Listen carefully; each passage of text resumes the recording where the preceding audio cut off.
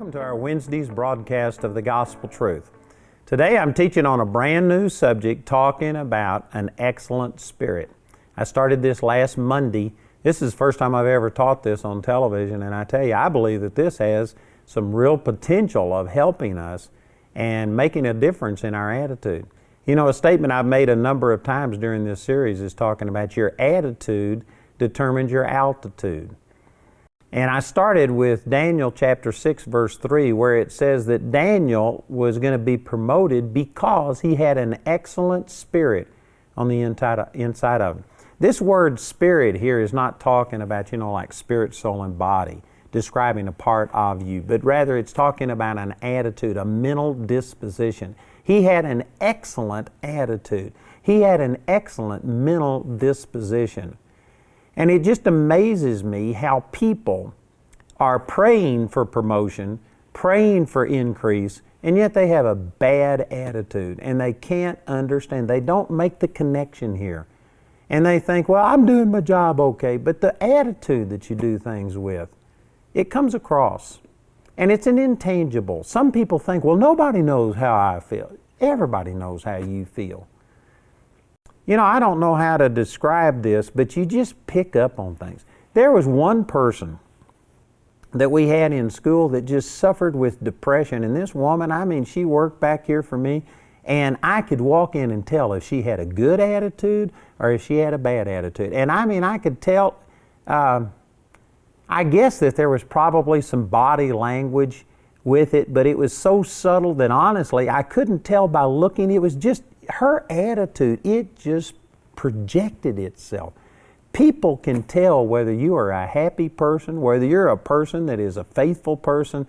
These things somehow or another, it's not just physical, there is a spiritual connection, and your attitude affects your altitude.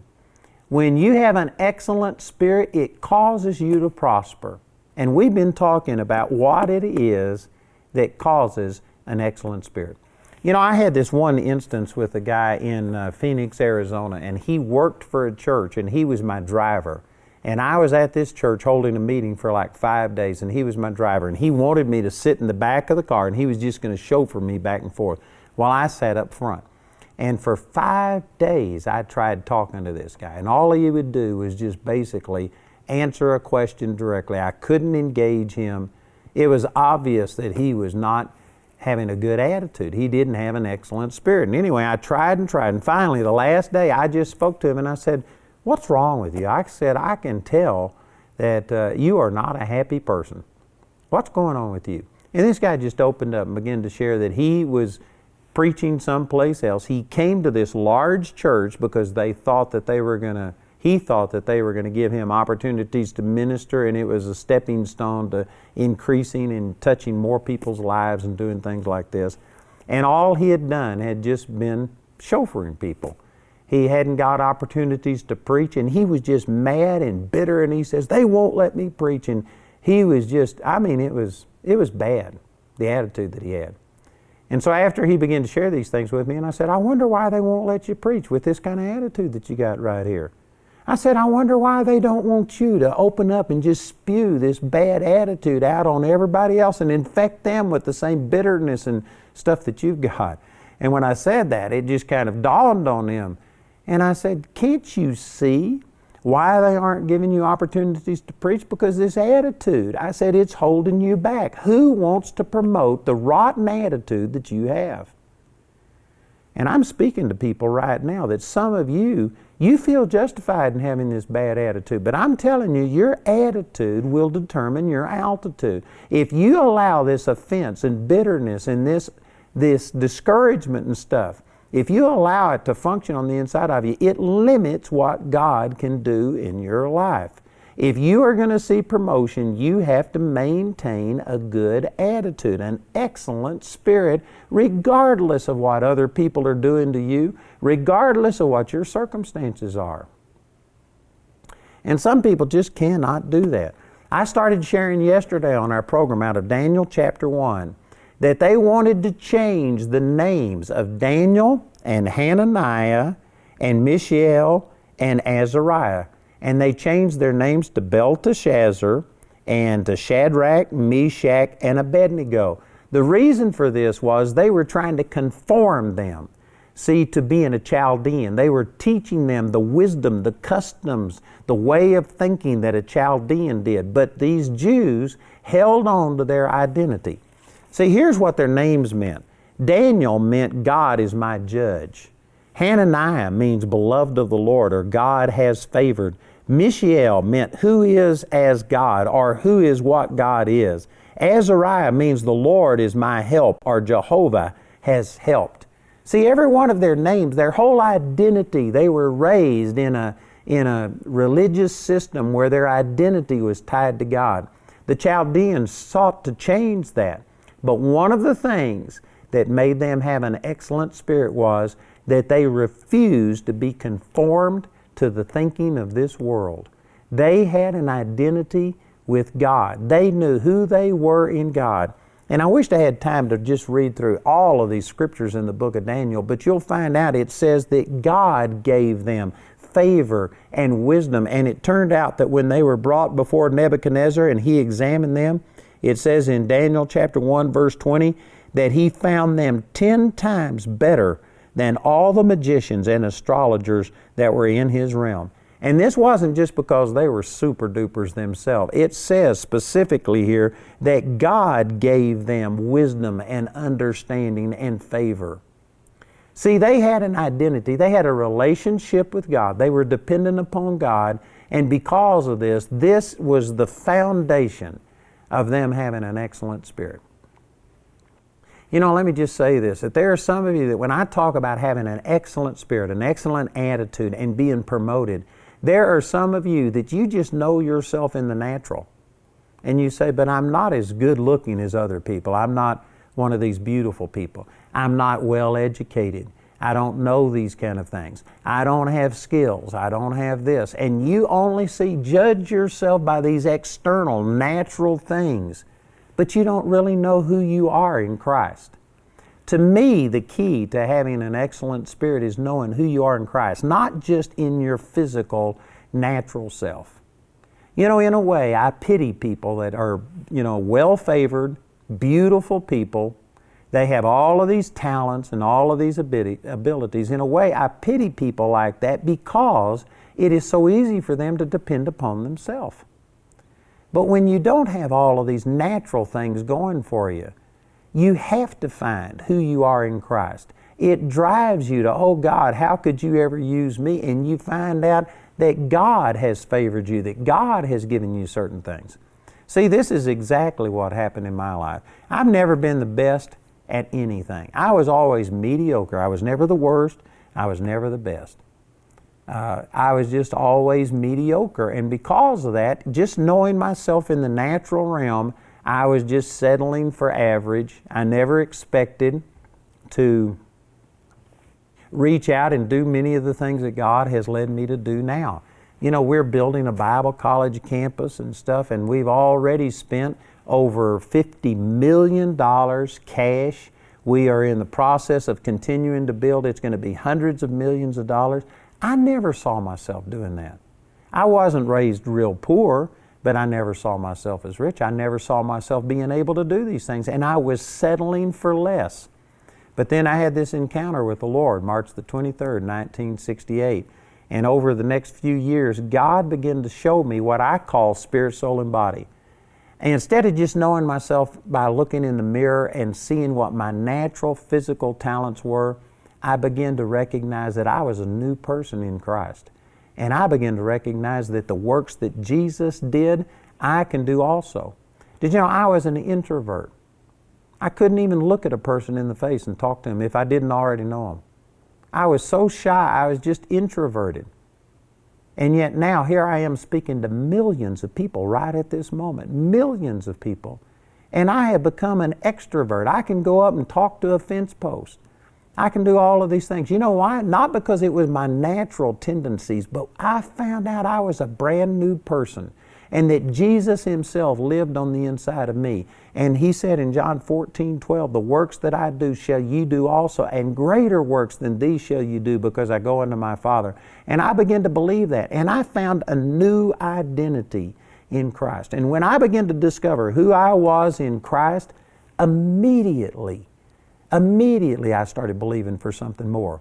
See, when I only knew myself in the natural realm, I knew all of my limitations, and it just put a ceiling on me. But when I began to start seeing who I was in Christ, immediately I started believing for more. Immediately I started believing that I would see the blind eyes open, deaf ears open, people raised from the dead. I've seen all of that happen.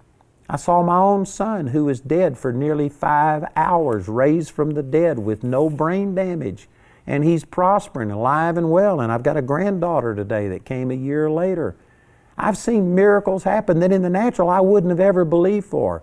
But see, it all came down to my identity. I had to discover that I'm a new creature in Christ. And I'm telling you, if you are going to have an excellent spirit, if you are going to believe for promotion and for God to use you and for something more than just average, you are going to have to identify with who you are in Christ.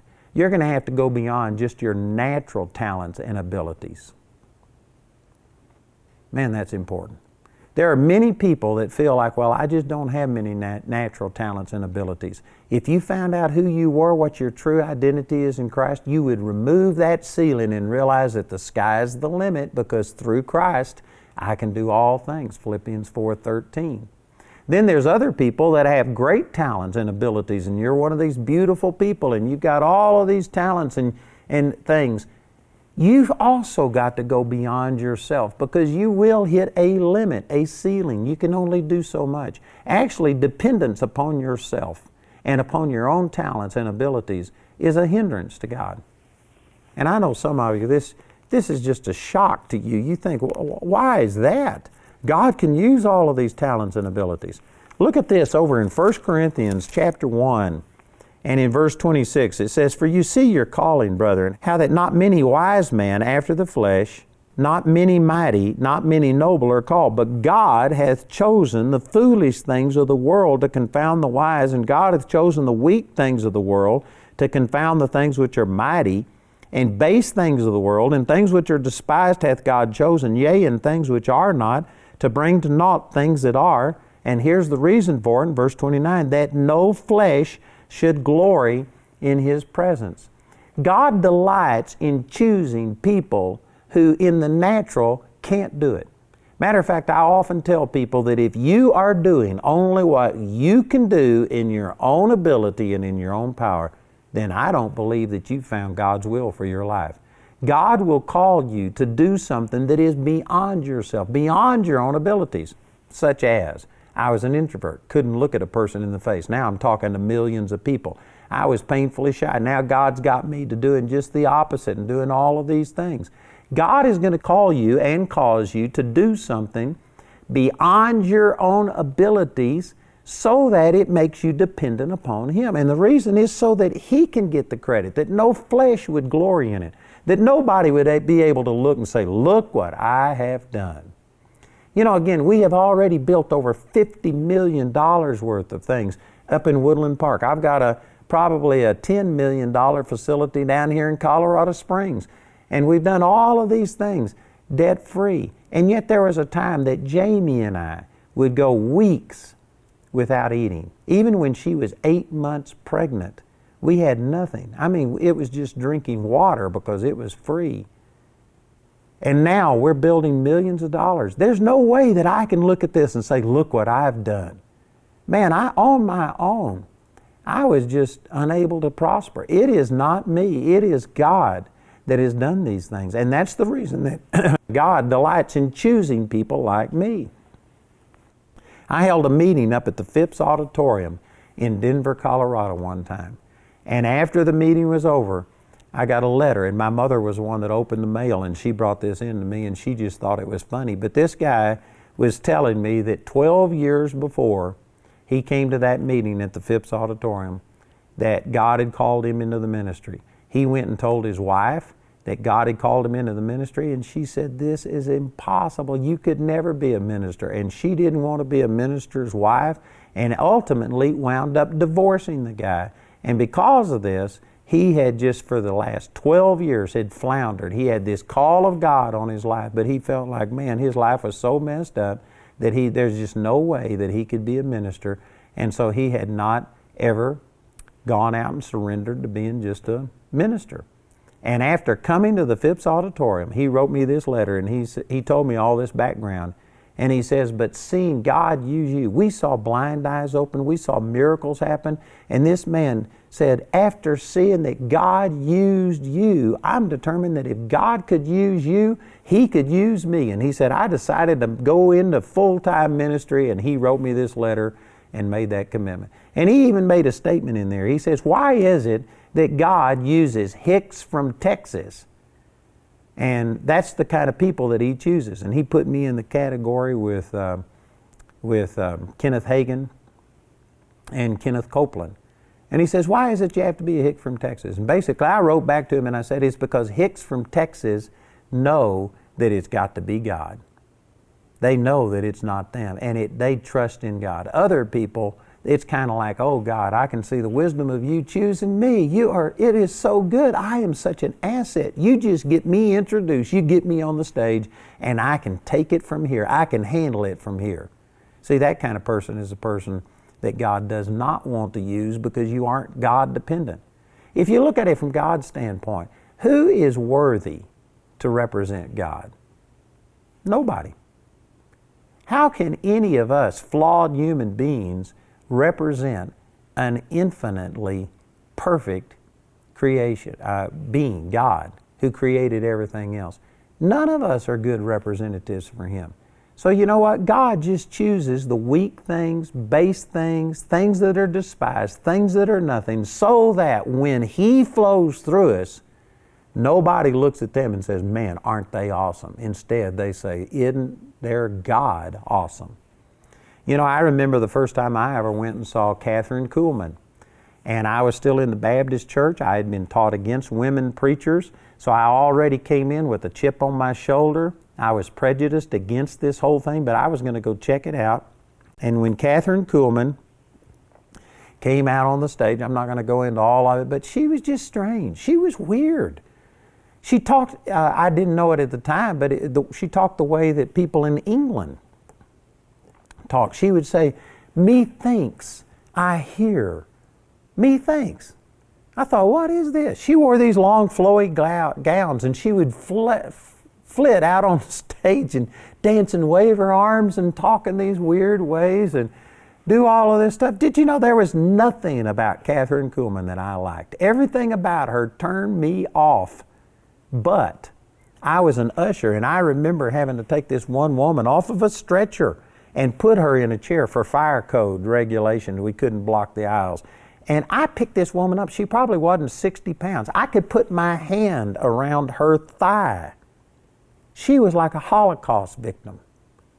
And yet I saw her come running and jump up on the stage and push her stretcher. And I saw this woman who couldn't even lift her hand run and do things. I saw miracles happen. I saw blind eyes open, deaf ears open. And you know what? When I saw all of that power coming through that woman, Kathryn Kuhlman, she was, in my eyes, a weak thing, a base thing, a despised thing, something that was nothing, but the power of God operated through her, and I gave God the glory. And I said, I'm not sure about this woman, but I know that this is God. And it just impressed me with God's power. I sat there, and after the service was over, Jamie and I sat there for hours, just like we were on holy ground. We couldn't just get up and leave like everybody else did. I was impressed with God. And this is the exact reason that God uses weak things of this world, is so that He gets the glory. So I say all of these things coming back to Daniel, Meshach, Shadrach, and Abednego. They all had their identity in the Lord. And the world was trying to conform them to their mold. But as we go through this and study through the book of Daniel, you're going to see one of the things that set them apart was the fact that they knew who they were in God. They had an identity in God. And they may have had the Chaldeans change their names and give them different names, but it didn't change their identity.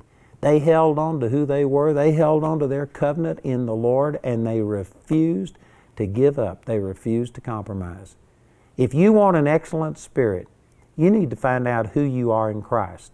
You need to find out what His will for your life is, what His plan for your life is. You've got to find that out. You've got to discover your true identity. And I'm telling you, with most of the people watching this program, I don't believe you have a clue what God really wants you to do. Now, some do, but I believe that the majority of people just let this world conform them and mold them to things. They just let circumstances dictate. But in their heart, they know that there's something more. There are many of you watching this program right now that you get up and go to work on Monday and gripe about it being Monday. I got to go back to work. When Friday comes, TGIF, man, you're excited to be over. You do not like your work. You are doing it because you have to do it to keep food on the table and to pay your bills. But you aren't fulfilled. You know there's got to be something more than just getting up and going to work and coming home and watching TV and going to bed and getting up and going to work and doing it all over again. Many of you are dissatisfied. You know there's something more, and yet you don't know what it is. There is an identity in Christ. The Lord has made you for something. You need to find out what that is. You need to get focused on it, and you need to persevere through whatever situation you find yourself in at this moment and be heading towards something. If you are shooting at nothing, you're going to hit it every time. You need to have a specific goal. You need to find out what God has created you for, and then you need to have this excellent spirit that we're talking about, where you identify, you see yourself doing that. You know, back when I was pastoring churches that had 5 and 10 people in them, I saw myself ministering to millions. I had that vision. Back when I was so poor that, man, I couldn't even pay attention, I saw myself doing great exploits for the Lord. I saw these things. And I had to go through some things. All of us will. You may be in a situation right now that doesn't really reflect what the vision is that God has put in your heart, but Joseph was there, Daniel was there, Shadrach, Meshach, and Abednego, they've all been there. Everybody has to go through these things. But you need to have that goal. And once you have that vision on the inside of you, then you get this excellent spirit, this excellent attitude, to where I know eventually I'm going to see these things come to pass, and you don't settle for anything less.